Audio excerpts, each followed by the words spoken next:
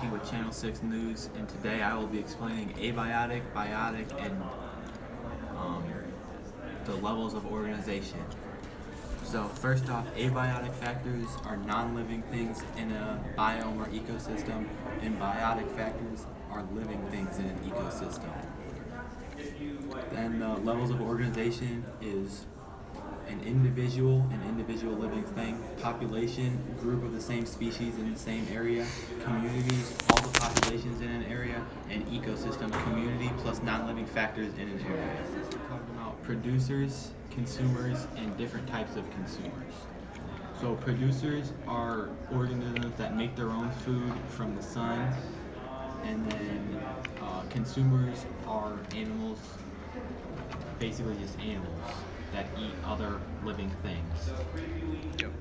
The different types of consumers are herbivore, which eats grass like plants, omnivore, which eats plants and other animals or meat, a carnivore, an animal that eats only meat or other animals, a scavenger, an animal that feeds on dead animals or already injured animals, and a decomposer, an animal that breaks down and decomposes other dead animals.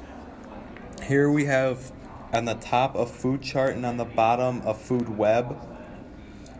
And basically it's just how the energy gets transferred all through the organisms is what a food chain is. And a food web shows how every animal would react if one thing got taken out of the web. Hi, I'm Rashad. I'm with Channel 6 News, and I'm the weatherman. Today, I'm going to be talking to you about energy pyramids. So as you can see, the bottom of the pyramid starts with 100% energy, and then every time from there, it gets divided by 10.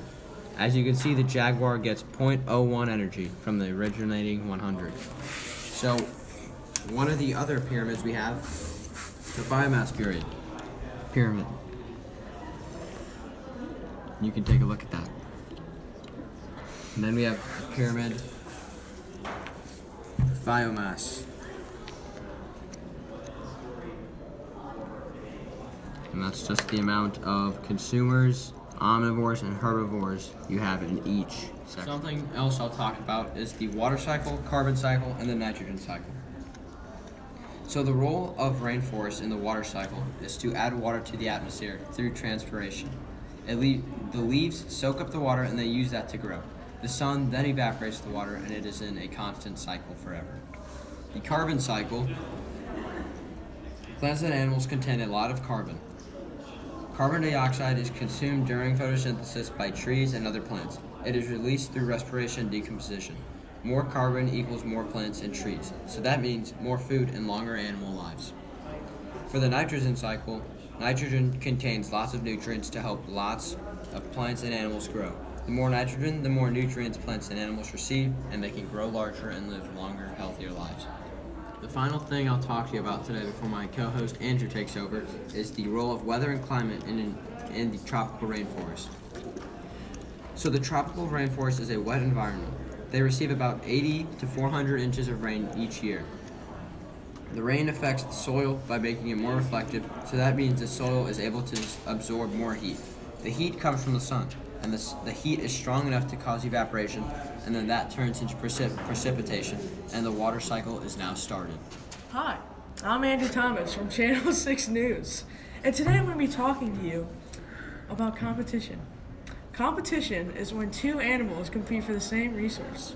Back to you, Rashad. Hello, I'm Rashad, and I'm back to talk to you about symbiosis and niches. So, a symbiosis is when two animals work together and one or both animals are gaining something. Mutualism is when both animals are gaining something out of it. Commensalism is when one animal is gaining something and the other isn't. Parasitism, one animal is gaining something and the other is being hurt.